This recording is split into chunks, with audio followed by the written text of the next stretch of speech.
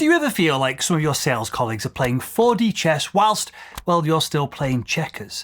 You know what I mean, right? You've read all of the sales books, you've attended the seminars, you've followed seemingly the right sales process, but month after month, well, you're struggling to hit quota. And meanwhile, that one damn rep on your team is closing deals like they've got some kind of superpower. Well, I have a suspicion to why they are always winning. And Liam, who is an executive sales consultant over at Salesman.com, is going to explain how it all works. He's going to reveal the 5 dark psychology tricks that top performers use to close more deals. Thanks. Well, now let's dig straight into point number 1, love flooding. You know that nice warm feeling when a prospect is suddenly super nice to you and becomes almost your best friend? They're laughing at all of your jokes, they're praising all of your products, and acting like, honestly, you're the solution to all of their problems. Well, my friend, that's love flooding. And here's the key. It's usually a sign they're about to hit you with a massive discount request or some other, tough negotiation tactic. But here's how we can flip this technique ethically.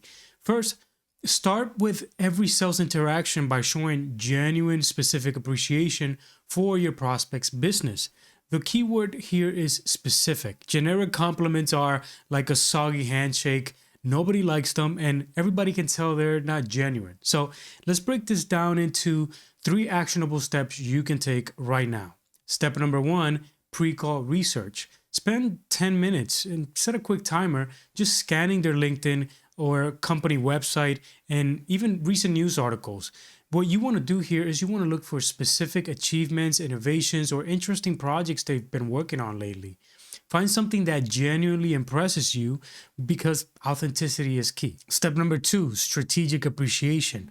Open up with a specific observation about their business. You did some research already, so use that. And tie it with what you're excited about the potential partnership. Keep it brief. This isn't a fan letter or, you don't want to praise them too much, so you want to keep it concise. Step number 3 is following through. Reference your initial observation throughout the entire sales process if possible.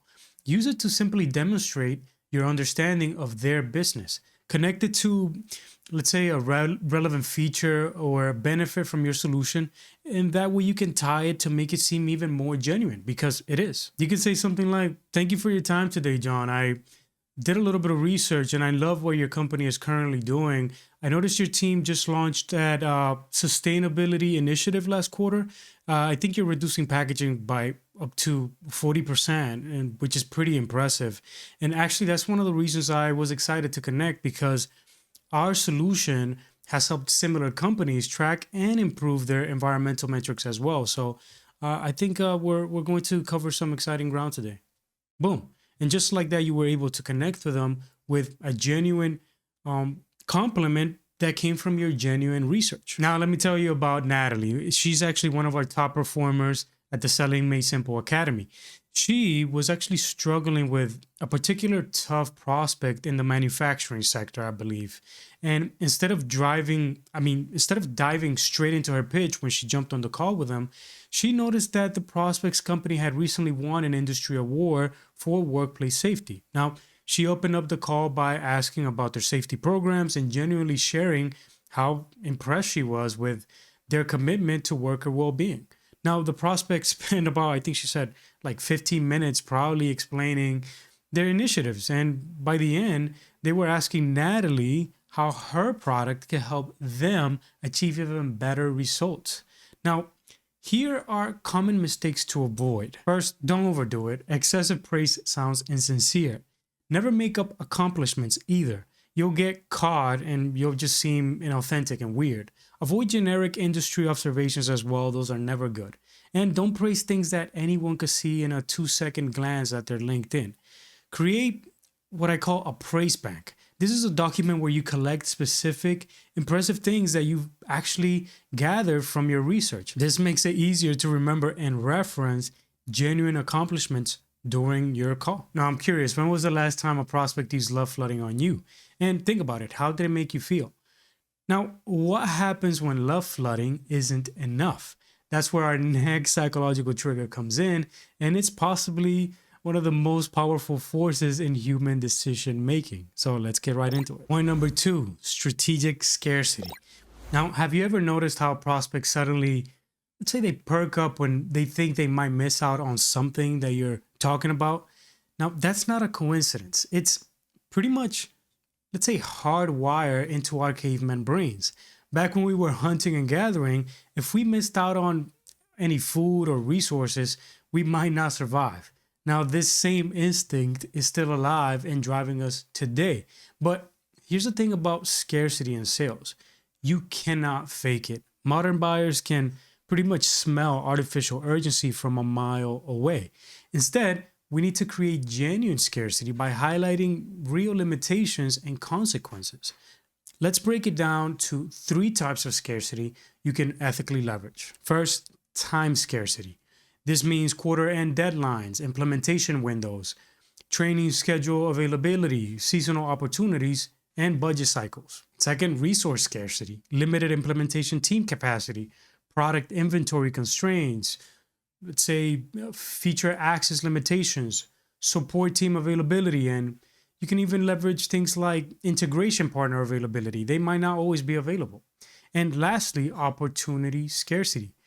In this case, we can leverage things like market position advantages, early adopter benefits, it is always great, competitive differentiations, territory exclusivity, and let's say partnership opportunities that might be in the pipeline and we don't have time for everybody.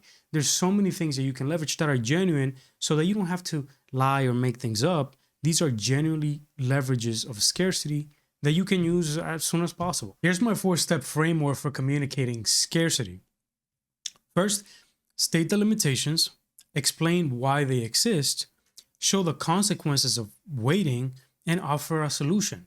Instead of saying our offer ends soon, you can try something like, we're scheduling Q3 implementations right now. Our integration team can only handle a few clients a quarter, and we have about 2 spots remaining. Given your timeline, the upcoming holiday season, it gets crazy as well. And if we're not able to secure your spot now, we likely be looking at a Q1 implementation later down the line. Now, would you like me to explain how that can possibly negatively impact your team this quarter? And boom, just like that, you were able to leverage genuine leverages of scarcity in an ethical way while helping the buyer make a solid decision promptly. Now, here are some implementation keys to keep in mind. First, document real constraints in your business. Track historical patterns and deal cycles that you can leverage later on. Gather data on implementation success rates and create a scarcity calendar for your business. Finally, build proof points for each type of scarcity. Proof is king. And watch out for these red flags that you definitely want to avoid. First of all, the prospect asking you proof of your claims, which if you're lying, you don't have any, which is not good. You also have people rolling their eyes and, giving you skeptical hippo eyes, which are never good. Things like immediate pushbacks on timelines or requests to just send them information. But what happens when a prospect, let's say they start to play a little bit hard to get?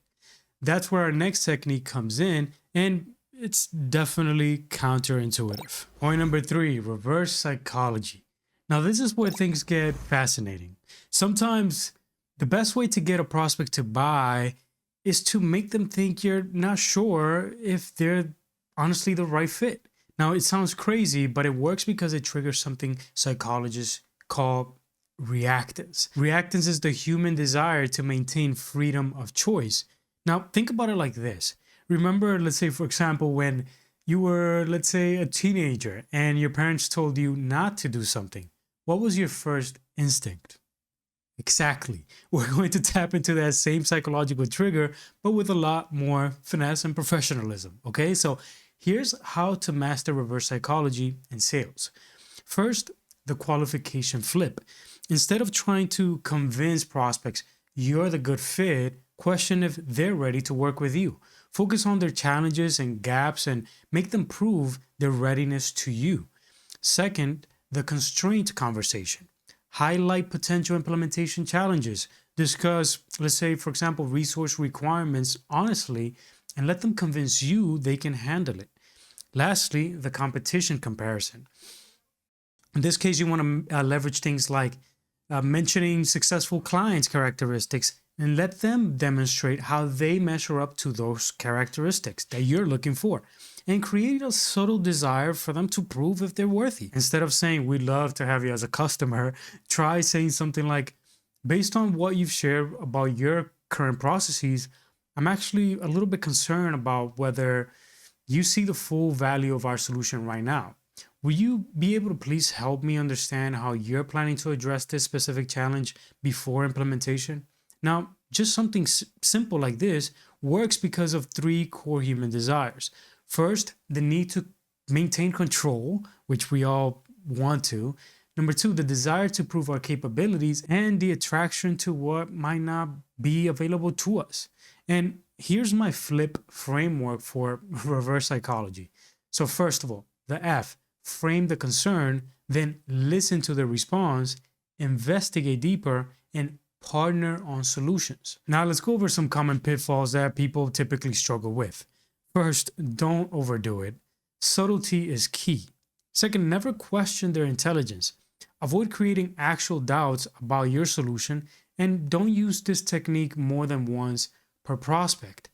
This is like salt. A little bit of salt is amazing, but too much salt ruins the dish, so be careful. But what if you can make prospects feel like they're in control while actually guiding them exactly where you think is going to help them the most? That's when you should try the next technique. Point number 4, choice restriction.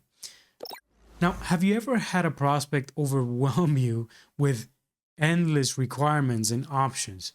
That's choice restriction in pretty much reverse.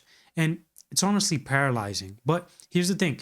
Too many choices actually make it harder for people to make decisions. It's called paralysis by analysis, and it kills more deals than any other mistake ever will. Now, let me show you how to use this restriction ethically to help prospects make better decisions. First, the rule of 3. Never present more than 3 options. Make one option clearly the best for their situation and include a premium option to really anchor the entire deal and pricing. Second, use the decision framework. Create clear decision criteria, eliminate irrelevant choices early, and guide based on their stated needs. Lastly, the option architecture. Structure choices progressively, build in natural eliminations, and leave room for customization. Instead of, let's ground this for a second, instead of saying, "Here are all our pricing tiers and options," try saying something like, "Based on what you've shared with us about your needs, I've narrowed it down to these options that could work better for you. The first will help you achieve this specific result within this specific time frame, while the second adds this specific benefit for your organization. Now, just curious, which would you like me to explain first?" Studies show that when faced with too many choices, a bunch of bad things happen. And the first thing I would like to share is that 59% of people are more likely to delay decisions. Second of all, I believe is about 47% of people choose suboptimal options. And finally, 38% feel less satisfied with their final choice. So you can achieve great result using the clear framework that we use here at the Selling Made Simple Academy. First of all, you want to categorize their needs. Then you want to limit options to 3, like we spoke about. Then you want to simply eliminate some of the poor fits that simply don't align. And then you want to align with their goals. You also want to recommend specifically, you want to be as targeted as you possibly can. And speaking of making things clear, our next technique is all about using the right words to paint the right picture. Point number 5, semantic framing. This is the technique that changed everything for me. Now, it's not about what you say, it's about how you say it. Every word creates a picture in your prospect's mind, and you get to choose that picture. Now, let me break it down to 3 levels of semantic framing. First is value framing. This is cost versus investment, price versus return, and expense versus asset. Then time framing. This is now versus later, short term versus long term, and today versus tomorrow. And lastly, impact framing. This is problem versus solution, current versus potential, and risk versus opportunity. Instead of our software cost $500 per month, try for less than one daily coffee run for your entire team, you can get 24/7 automation system that saves 20 hours per week. Instead of saying you'll need to train your team, you can say something like your team will gain new skills that increase their value and productivity. Now, as promised, the bonus technique, which is the mirror technique. And here's a shocking truth with this. The best salespeople don't just use these techniques that we've talked about, they recognize when prospects are actually using them back on them. Every time a prospect uses, let's say, for example, love flooding, scarcity, or any other psychological trigger, it's actually a buying signal. They're negotiating because they're actually interested. So start watching for these techniques in your prospect's behavior. When you spot them, and here's the key, you'll know they're actually engaged and thinking about buying. It's like having almost a decoder ring for prospect behavior. And if these psychological insights opened up your eyes, click the video on the screen right now and learn how to handle objections like a pro. Because once you combine these psychological triggers with solid objection handling, you're going to be unstoppable.